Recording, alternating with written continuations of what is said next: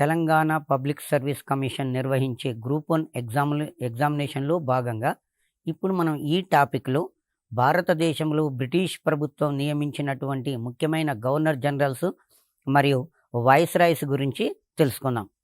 ఇందులో మనకు గత క్లాసులో ప్రీవియస్ క్లాసులో కర్ణాటక యుద్ధాల గురించి చూశాము.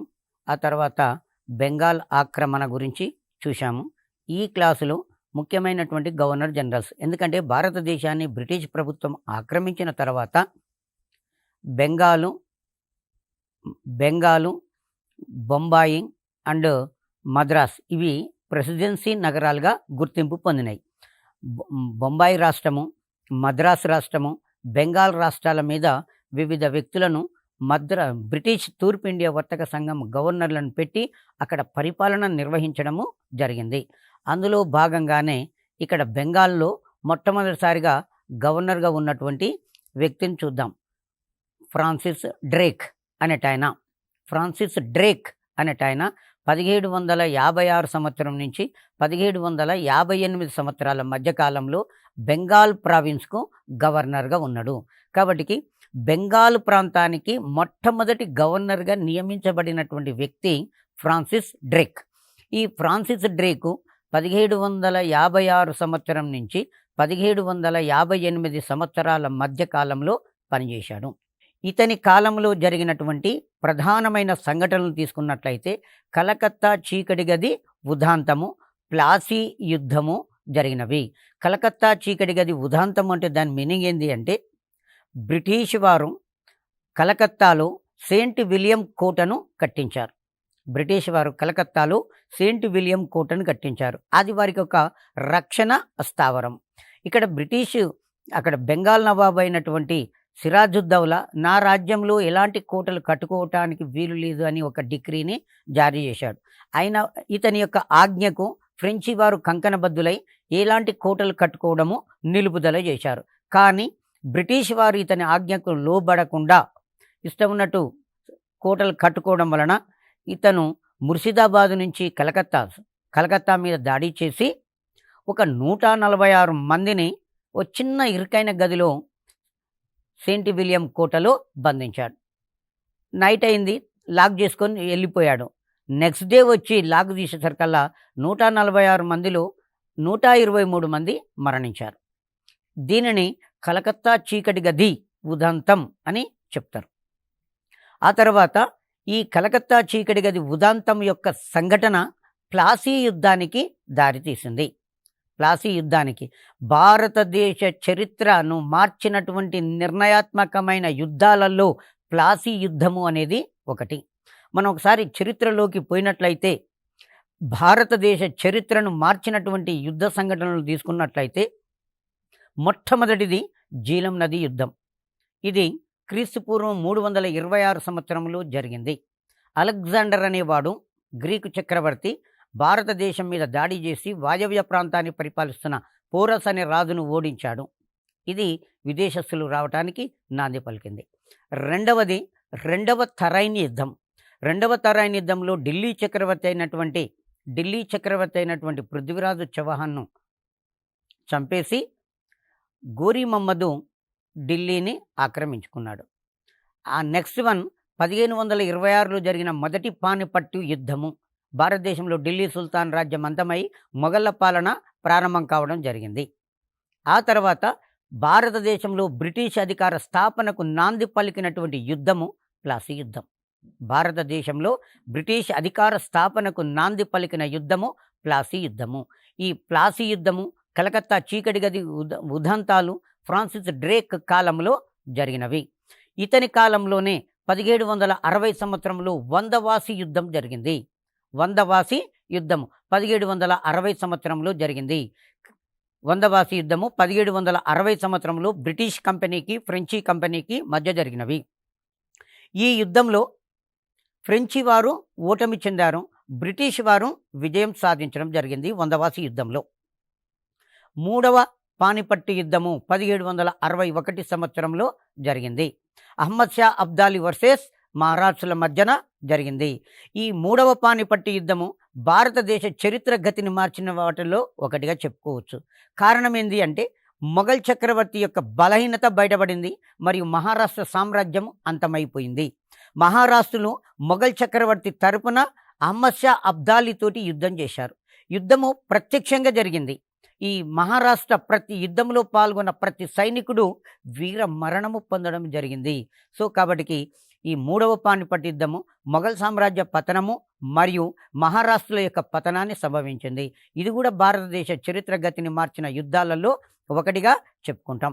మరియు బక్సార్ యుద్ధము 1764 అక్టోబర్ 22వ తారీఖు నాడు బాక్సార్, ఇది ఉత్తరప్రదేశ్లో ఉన్నటువంటి ప్రాంతము.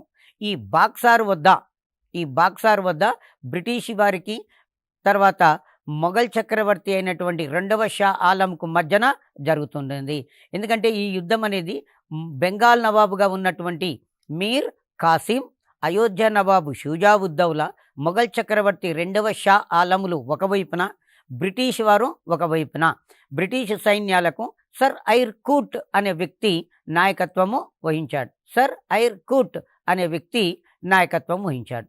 ఈ యుద్ధంలో భారతీయ పాలకులు ఓటమి చెందారు, బ్రిటిష్ వారు విజయం సాధించారు. ఈ బాక్సార్ యుద్ధంలో విజయం సాధించడం వలన బ్రిటిష్ వారు బెంగాల్, బీహార్, ఒరిస్సాలకు నిజమైన పాలకులు కాగలిగారు. ప్లాసీ యుద్ధం ద్వారా కేవలం బెంగాల్కు మాత్రమే పరిమితమైన బ్రిటిష్ అధికారము బక్సార్ యుద్ధము ద్వారా బెంగాల్, బీహార్, ఒరిస్సాలకు విస్తరించడము జరిగింది. మరియు బెంగాల్, బీహార్, ఒరిస్సాలలో రెవెన్యూను కలెక్ట్ చేసుకునే అధికారం కూడా బ్రిటిష్ వాళ్ళు పొందడం జరిగింది. కాబట్టి బెంగాల్, బీహార్, ఒరిస్సాలకు నిజమైన పాలకులు ఎవరు అంటే బ్రిటిష్ వారు కావడము జరిగింది. ఆ తర్వాత బ్రిటిష్ కంపెనీ ప్లాసీ యుద్ధం తదంతరం జరిగిన పరిణామాల వలన రాబర్ట్ క్లైవ్ అనే వ్యక్తిని బెంగాల్ గవర్నర్గా నియమించారు. రాబర్ట్ క్లైవ్ 1757 సంవత్సరం నుంచి 1760 వరకు మొదటిసారిగాను, 1765 నుంచి 1767 వరకు రెండవసారి బెంగాల్ గవర్నర్గా పనిచేశాడు. రాబర్ట్ క్లైవ్ భారతదేశంలో బెంగాల్ గవర్నర్గా 2 సార్లు పనిచేశాడు. 1757 సంవత్సరం నుంచి 1760 వరకు మొదటిసారి, 1765 నుంచి 1767 వరకు రెండవసారి గవర్నర్గా పనిచేశాడు. ఇతడు బెంగాల్లో ద్వంద్వ ప్రభుత్వాన్ని ప్రవేశపెట్టాడు. ఇది చాలాసార్లు కాంపిటేటివ్ ఎగ్జామ్లో అడుగుతున్నాడు. ఎప్పుడు కూడా గ్రూప్ 1, గ్రూప్ 2లనే ఎక్కువ సార్లు అడుగుతున్నటువంటి క్వశ్చన్. ద్వంద్వ ప్రభుత్వం అనగా ఎగ్జామినేషన్లో అడుగుతాడు. ద్వంద్వ ప్రభుత్వము అనగా రాబర్ట్ క్లైవ్ ప్రజల నుంచి రెవెన్యూ కలెక్ట్ చేసుకొని కేవలం సైనిక విషయాలు మాత్రమే చూడడము, మరియు రాబర్ట్ క్లైవ్ గవర్నర్ అధికారం కూడా కలిగి ఉన్నాడు. ఈ రెండిటిని కలిపితేనే ద్వంద్వ ప్రభుత్వం అని చెప్తాం. భూమి శిస్తు వసూలు చేసుకునే అధికారము, శాంతి భద్రతలు చూసే గవర్నర్ జనరల్ అధికారం 2 ఉన్నాయి కాబట్టి ద్వంద్వ ప్రభుత్వము అని చెప్పాం. ఆ తర్వాత బ్రిటిష్ ప్రధానమంత్రి విలియం పిట్ ఈ రాబర్ట్ క్లైవ్ను దివి నుండి భువికి దిగివచ్చిన సేనాని అని పిలిచాడు. దివి నుండి భువికి దిగి వచ్చిన సేనాని చాలా చాలా ఇంపార్టెంట్ అండి. గతంలో చాలాసార్లు కూడా ఎగ్జామినేషన్లో అడిగాడు. ఇంగ్లాండ్ ప్రధానమంత్రి విలియం పిట్ ఈ గవర్నర్ను దివి నుండి భూమికి దిగి వచ్చినాడు అని కీర్తించారు. అంటే రాబర్ట్ క్లైవ్ను దివి నుండి భూమికి దిగి వచ్చిన సేనాని. ఎందుకు అంటే బెంగాల్ రాష్ట్రంలో బ్రిటిష్ అధికారాన్ని స్థాపించాడు. బ్రిటిష్ వారి యొక్క అధికారాన్ని భారతదేశంలో స్థాపించడం జరిగింది. సో కాబట్టి ఆయనను భారతదేశంలో బ్రిటిష్ అధికారాన్ని స్థాపించింది కాబట్టి దివి నుండి భూమికి దిగి వచ్చినాడు అని కీర్తించడం జరిగింది. నెక్స్ట్ వన్, ఇతడు భారతదేశంలో బ్రిటిష్ సామ్రాజ్య స్థాపకుడు అని పేరున్నది. ఎవరికి? రాబర్ట్ క్లైవ్కు భారతదేశంలో బ్రిటిష్ సామ్రాజ్య స్థాపకుడు అనే పేరుంటుంది. ఇంకొక లాజికల్గా క్వశ్చన్ ఇంకొకటి ఏమున్నది అంటే భారతదేశంలో బ్రిటిష్ వర్తక సంఘాన్ని స్థాపించిన వ్యక్తి సర్ థామస్ రో 1615లో. ఎక్కడ? సూరత్లో. ఎవరి అనుమతితోటి? మొఘల్ చక్రవర్తి జహంగీర్ అనుమతితోటి. అది వర్తక సంఘం యొక్క స్థాపన. ఇక్కడ రాజ్య స్థాపన ఎవరిని ఓడించి? బెంగాల్ నవాబుగా ఉన్నటువంటి సిరాజుద్దౌలాను ఓడించి, బెంగాల్ నవాబుగా ఉన్నటువంటి సిరాజుద్దౌలాను ఓడించి రాబర్ట్ క్లైవ్ బెంగాల్లో బ్రిటిష్ అధికారానికి నాంది పలికాడు. ఆ తర్వాత జరిగినటువంటి బక్సార్ యుద్ధము బ్రిటిష్ వారి యొక్క అధికారాన్ని శాశ్వతం చేసింది. సో కాబట్టి రాబర్ట్ క్లైవ్ను భారతదేశంలో బ్రిటిష్ సామ్రాజ్య స్థాపకునిగా కీర్తించడం జరిగింది. ఆ తర్వాత రాబర్ట్ క్లైవ్ తర్వాత వారన్ హెస్టింగ్స్ అనేట ఆయన గవర్నర్గా వచ్చాడు.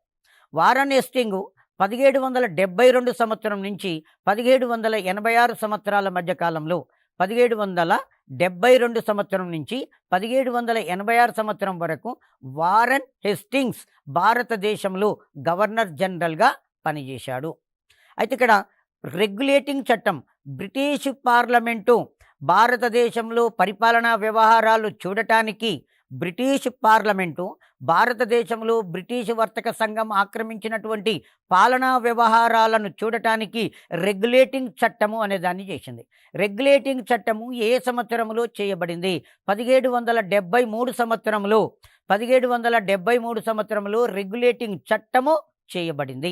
ఈ చట్టం రెగ్యులేటింగ్ చట్టం ఏం చేసిందంటే బెంగాల్ గవర్నర్ జనరల్ అనే పదవిని ఏర్పాటు చేసింది. అంతకుముందు కేవలము బెంగాల్ గవర్నర్ అనేదే ఉండే. కానీ ఈ రెగ్యులేటింగ్ చట్టం ఏం చేసిందంటే బెంగాల్ గవర్నర్ జనరల్ అనే పదవిని ఏర్పాటు చేసింది. ఈ చట్టం ప్రకారంగా మద్రాసులో ఉన్న బ్రిటిష్ గవర్నర్, బొంబాయిలో ఉన్న గవర్నరు బెంగాల్ గవర్నర్ అధికార పరిధికి లోబడి ఉండాలి. మరియు భారతదేశంలో బ్రిటిష్ వారు జయించిన అన్ని ప్రాంతాల మీద బెంగాల్ గవర్నరే హెడ్గా సుప్రీంగా కీర్తించడం జరిగింది. ఇలా భారతదేశ పరిపాలనా వ్యవహారాలలో జోక్యం కల్పించుకుంటూ బ్రిటిష్ పార్లమెంటు చేసిన మొట్టమొదటి చట్టము రెగ్యులేటింగ్ చట్టము. చాలా ఇంపార్టెంట్ అండి. ఇది గతంలో కూడా చాలాసార్లు ఎగ్జామినేషన్లో అడగడం జరిగింది. భారతదేశ పాలనా వ్యవహారాలలో జోక్యం కల్పించుకుంటూ బ్రిటిష్ పార్లమెంటు చేసినటువంటి మొట్టమొదటి చట్టము రెగ్యులేటింగ్ చట్టం 1773లో చేసింది. ఈ రెగ్యులేటింగ్ చట్టము బెంగాల్ గవర్నర్ అనే పదవిని ఏర్పాటు చేసి Bombay governor, Madras governor Bengal governor అధికార పరిధికి లోబడి ఉండాలి అని చెప్పింది. మొట్టమొదటి బెంగాల్ గవర్నర్ వారన్ హెస్టింగ్, చిట్ట చివరి బెంగాల్ గవర్నర్ విలియం బెంటింగ్.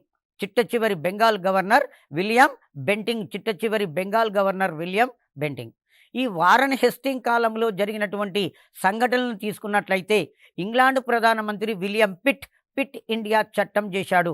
ఇది చాలాసార్లు ఎగ్జామినేషన్లో అడిగాడు.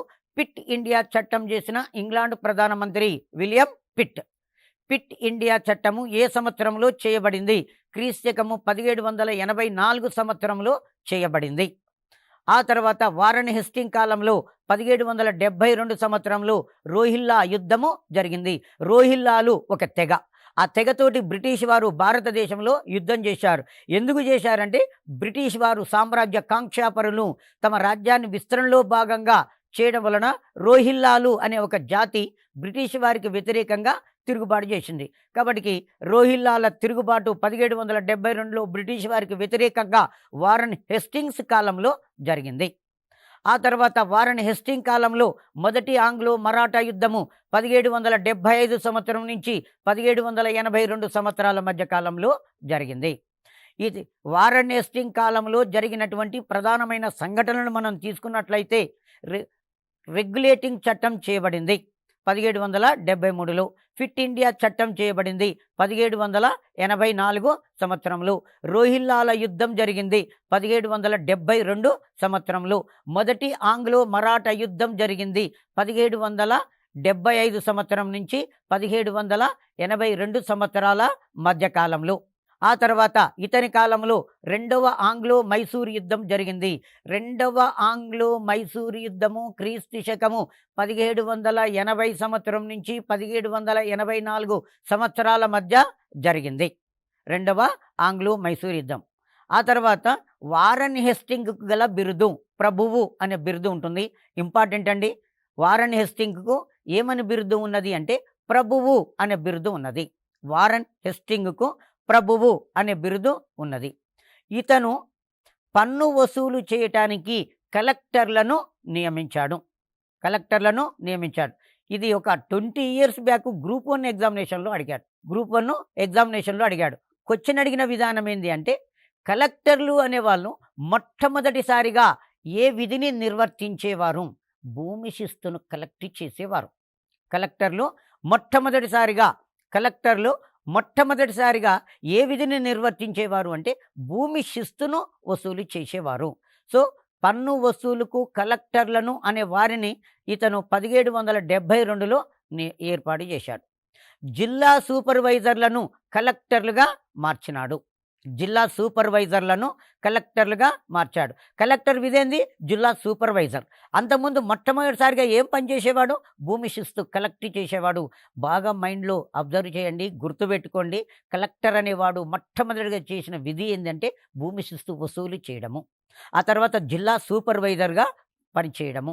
జిల్లా సూపర్వైజర్లను కలెక్టర్లుగా నియమించిన గవర్నర్ జనరల్ వారన్ హెస్టింగ్స్ను భారతదేశంలో సివిల్ సర్వీస్ వ్యవస్థకు పునాది వేశాడు.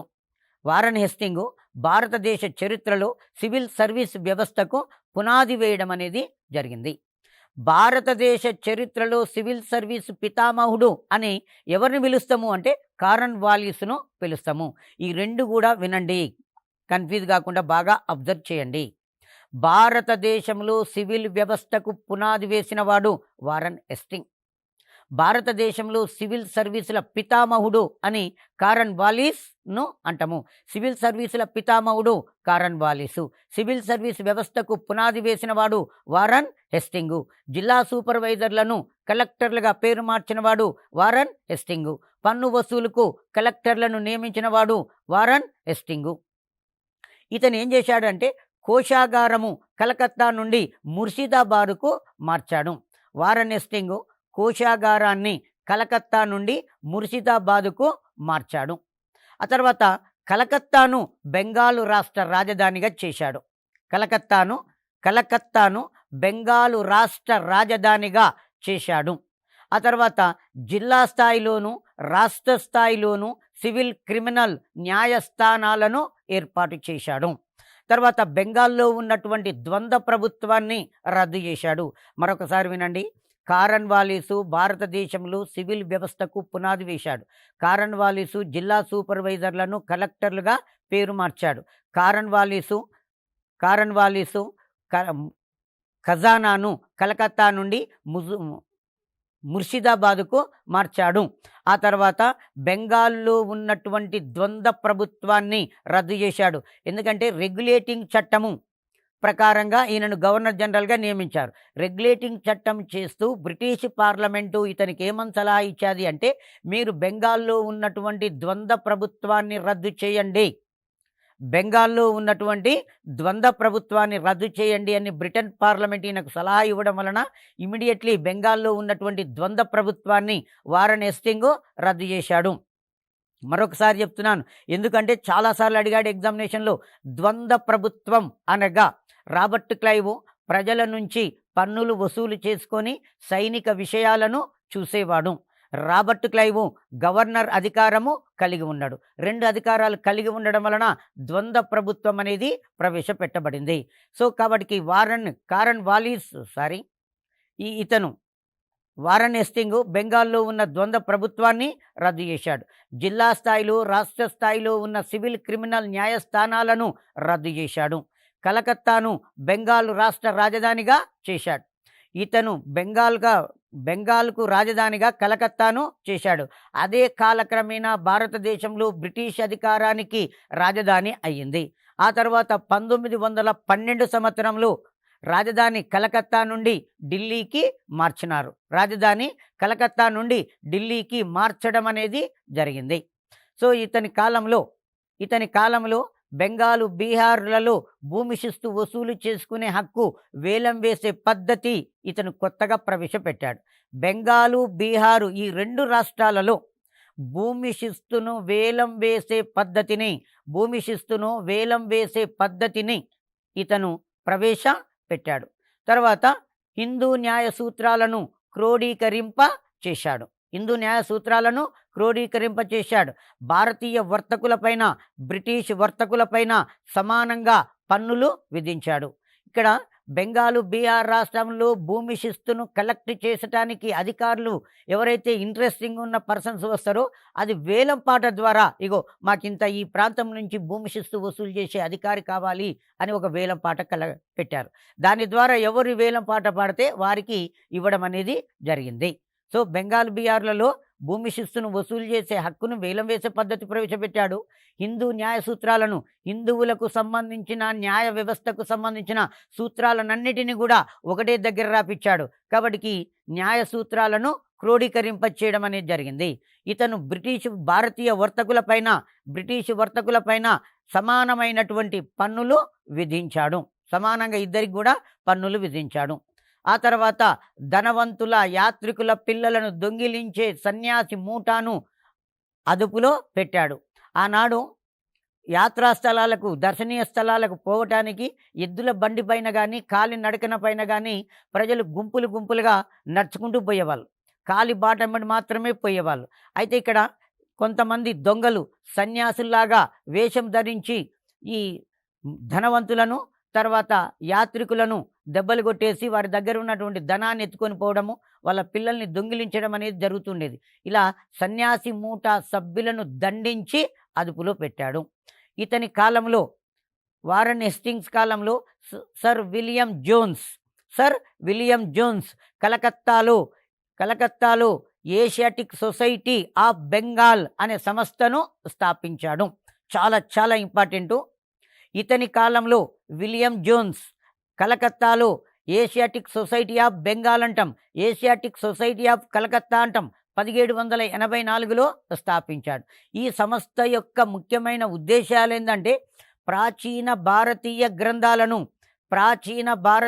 గ్రంథాలను ఇప్పుడున్నటువంటి ఇంగ్లీష్ భాషలోకి తర్జుమా చేయడము. భారతదేశంలో ప్రాచీన కాలంలో గ్రంథాలన్నీ కూడా సంస్కృత భాషలో ఉన్నవి. భారతదేశంలో ప్రాచీన కాలంలో గ్రంథాలన్నీ కూడా సంస్కృత భాషలో ఉన్నాయి. ఆ గ్రంథాలు కూడా చెదలు బట్టి శిథిలావస్థకు చేరినాయి. అమూల్యమైనటువంటి గ్రంథాలు. వాటిని రీప్రింట్ చేయడము, తిరిగి ముద్రించడము, అది కూడా ఆంగ్ల భాషలోకి ముద్రించడము. సో కాబట్టి సర్ విలియం జోన్స్ కాళిదాసు రచించిన అభిజ్ఞాన శాకుంతలం అనే గ్రంథాన్ని ఇంగ్లీషు భాషలోకి అనువదించాడు. కాళిదాసు రెండవ చంద్రగుప్త విక్రమాదిత్యుని యొక్క ఆస్థాన కవి. రెండవ చంద్రగుప్త విక్రమాదిత్యుని యొక్క ఆస్థాన కవి కాళిదాసు. ఈ కాళిదాసు శకుంతల దుష్యంతుల ప్రేమ వివాహాన్ని వర్ణిస్తూ అభిజ్ఞాన శాకుంతలము అనే గ్రంథాన్ని రాశాడు. అది సంస్కృత భాషలో రాయబడింది. సో ఆ సంస్కృత భాషలో ఉన్నటువంటి అభిజ్ఞాన శాకుంతలం అనే గ్రంథాన్ని ఇంగ్లీష్ భాషలోకి విలియం జోన్స్ అనువదించడం అనేది జరిగింది. చాలా ఇంపార్టెంటు. ఎప్పుడు చాలాసార్లు అడిగాడు, అభిజ్ఞాన శాకుంతలం అనే గ్రంథాన్ని ఎవరు రాశారు? కాళిదాసు రచించిన అభిజ్ఞాన శాకుంతలం అనే గ్రంథాన్ని ఇంగ్లీషు భాషలోకి అనువదించింది సర్ విలియం జోన్స్ అనటాయన దానిని అనువదించడం అనేది జరిగింది. ఆ తర్వాత ఇతని కాలంలో కలకత్తాలో సుప్రీంకోర్టు ఏర్పాటు చేయబడింది. ఈ సుప్రీంకోర్టులో ఒక ప్రధాన న్యాయమూర్తి, 3 న్యాయమూర్తులు అనేవాళ్ళు ఉండేవాళ్ళు. కలకత్తాలో సుప్రీంకోర్టు 1774 సంవత్సరంలో సుప్రీంకోర్టు 1774 సంవత్సరంలో ఏర్పాటు చేయబడింది. ఆ తర్వాత సర్ ఎలిజా ఇంఫే మొట్టమొదటిసారిగా సుప్రీంకోర్టు ప్రధాన న్యాయమూర్తిగా నియమించబడ్డాడు. 1774లో కలకత్తాలో మొట్టమొదటిసారిగా సుప్రీంకోర్టు ఏర్పాటు చేయబడింది. ఆ సుప్రీంకోర్టుకు మొట్టమొదటి ప్రధాన న్యాయమూర్తిగా సర్ ఎలిజా ఇంఫే నియమించబడ్డాడు. ఆనాడు సుప్రీంకోర్టులో ఒక ప్రధాన న్యాయమూర్తి, ఇతర 3 న్యాయమూర్తులని వారు ఉండేవారు. ఆ తర్వాత ఇతడు బ్రిటిష్ పార్లమెంటులో న్యాయ విచారణకు గురైనటువంటి మొట్టమొదటి గవర్నర్ జనరల్. మొట్టమొదటిసారిగా భారత భూభాగాల మీద అఫీషియల్గా పార్లమెంటు ద్వారా నియమించబడినవాడు ఇతడే. తర్వాత బ్రిటిష్ పార్లమెంటులో అభిశంసనకు గురైన వ్యక్తి కూడా ఈ వారన్ హేస్టింగే. ఇతడు వలయ కంచె విధానం, రింగ్ ఫెన్స్ అంటాం, వలయ కంచె విధానాన్ని రూపొందించడము జరిగింది. ఇతని తర్వాత లార్డ్ కార్న్వాలిస్ భారతదేశంలో బెంగాల్ గవర్నర్ జనరల్గా నియమించబడ్డాడు. లార్డ్ కారన్వాలిస్ 1786 సంవత్సరం నుంచి 1793 సంవత్సరాల మధ్యకాలంలో పనిచేశాడు. ఇతడు అమెరికా స్వాతంత్ర యుద్ధంలో పాల్గొని జార్జ్ వాషింగ్టన్ చేతిలో యుద్ధంలో ఓటమి చెందడం జరిగింది. ఆ తర్వాత ఇతడు భారతదేశంలో బ్రిటిష్ సైన్యంలో సైన్యాధికారిగా పనిచేశాడు. ఆ తర్వాత భారతదేశంలో సివిల్ సర్వీసులను ప్రవేశపెట్టిన ఘనత దక్కిస్తుంది. కాబట్టి సివిల్ సర్వీసుల పితామహుడు అని కారన్వాలిస్ను కీర్తించడం జరిగింది. సో ఇతడు 1793 సంవత్సరంలో మన దేశంలో శాశ్వత శిస్తు నిర్ణయ పద్ధతిని ప్రవేశపెట్టాడు. దీనికి మరొక పేరు జమీందారీ పద్ధతి అంటాం. శాశ్వత శిస్తు నిర్ణయ పద్ధతికి జమీందారీ పద్ధతి అని కూడా అంటాము. ఇతడు పరిపాలనకు సంబంధించిన అన్ని విషయాలలో, అన్ని ఉన్నత ఉద్యోగాలలో బ్రిటిష్ వారిని కానీ ఇతర యూరోపియన్లను కానీ నియమించిండు. కారణం ఏంటంటే భారతీయులు నమ్మదగిన వారు కారు అని ఇతని యొక్క అభిప్రాయంగా ఉన్నది. భారతీయులు నమ్మదగిన వారు కారు అని ఇతని యొక్క అభిప్రాయంగా ఉన్నది. ఆ తర్వాత భారతదేశంలో న్యాయస్థానాలలో ముస్లింలకు పార్సీ సాంప్రదాయం, పార్సీ భాషలో ఇస్లాం షరియత్ చట్ట ప్రకారంగా తీర్పులు చెప్పబడేవి. భారతదేశాన్ని ముస్లిం రాజులు పరిపాలించేటప్పుడు ముస్లింల యొక్క పవిత్రమైన చట్టము షరియత్. ఆ షరియత్ ప్రకారంగా పారసీక భాషలో తీర్పులు చెప్పబడేవి. హిందువులకు హిందూ సాంప్రదాయం ప్రకారంగా న్యాయస్థానాలలో కేసుల విచారణ జరిగేది.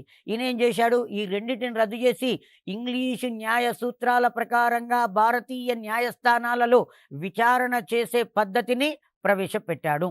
ఆ తర్వాత కారన్వాలిస్ కోడ్ పేరుతోటి భారతదేశ న్యాయస్థానాలలో అమలు పరచవలసినటువంటి న్యాయ సూత్రాలను వ్రాయించాడు. భారతదేశ న్యాయస్థానాలలో అమలు పరచవలసిన న్యాయ సూత్రాలను వ్రాయించాడు. ఆ తర్వాత భారతదేశంలో 4 సంచార న్యాయస్థానాలను నెలకొల్పాడు. సంచార న్యాయస్థానాలు అంటే కొన్ని ఒక రోజు ఒక దగ్గర, ఇంకో రోజు ఇంకొక దగ్గర, ఇలా ప్లేసులు చేంజ్ చేసుకుంటూ పోతాయి. 4 సంచార న్యాయస్థానాలను నెలకొల్పాడు. మన దేశంలో అతి ప్రాచీన కాలం నుంచి ఉన్న గ్రామ పంచాయతీ వ్యవస్థను రద్దు చేశాడు. ఇతడు 1790 నుంచి 92 వరకు 3వ మైసూర్ యుద్ధం చేసి టిప్పు సుల్తానును ఓడించి అతని సగం రాజ్యాన్ని ఆక్రమించాడు. భారతదేశంలో సివిల్ సర్వీసులను ప్రవేశపెట్టాడు. మొట్టమొదటి సివిల్ సర్వీసు పొందిన భారతీయుడు సత్యేంద్రనాథ ఠాగూర్. ఈ బిట్టు చాలాసార్లు ఎగ్జామినేషన్లో అడిగాడండి. భారతదేశంలో సివిల్ సర్వీసు పొందిన మొట్టమొదటి భారతీయుడు సత్యేంద్రనాథ ఠాగూరు మొట్టమొదట సివిల్ సర్వీసు పొందినటువంటి విద్యార్థి. తర్వాత న్యాయశాఖను ఇతడు కార్యనిర్వాహక శాఖ నుండి ఏర్పాటు చేశాడు. కారన్వాలిస్ న్యాయశాఖను కార్యనిర్వాహక శాఖ నుండి వేరుగా చేశాడు. కారన్వాలిస్ తర్వాత సర్ జాన్ షోర్ 1793 నుంచి 98 వరకు గవర్నర్గా పనిచేశాడు. ఈ సర్ జాన్ షోర్ కాలంలోనే జోనాథన్ డంకన్ వారణాసిలో సంస్కృత కళాశాలను స్థాపించాడు. జోనాథన్ డంకన్ అనట ఆయన వారణాసి అన్న కాశీ అన్న ఒకటే, సంస్కృత కళాశాలను స్థాపించడము జరిగింది. మనం ఇప్పటి వరకు చూసుకున్నట్లయితే వారెన్ హేస్టింగ్స్ రెగ్యులేటింగ్ చట్టం ద్వారా బ్రిటిష్ పార్లమెంటు ద్వారా అఫీషియల్గా భారతదేశంలో గవర్నర్గా నియమించబడ్డాడు. ఆ తర్వాత వారెన్ హేస్టింగ్స్ తర్వాత లార్డ్ కారన్వాలిస్ గవర్నర్గా పనిచేశాడు. లార్డ్ కారన్వాలిస్ అంటేనే మనకు టక్కున గుర్తుకొచ్చే విషయం ఏంటంటే సివిల్ సర్వీస్ వ్యవస్థ, జమీందారీ పద్ధతి. ఆ తర్వాత భారతీయులు న్యాయమూర్తులుగా ఉంటే వాళ్ళని తీసివేయడము, బ్రిటిష్ వారిని కానీ ఇతర యూరోపియన్లను కానీ న్యాయమూర్తులుగా పెట్టడము, మరియు కారన్వాలిస్ కోడ్ పేరుతోటి భారతదేశ న్యాయస్థానాల్లో అమలు పరచవలసిన న్యాయ సూత్రాలను చూడడం జరిగింది. ఓకే, నెక్స్ట్ క్లాసులో మరికొన్ని విషయాలు చూద్దాం.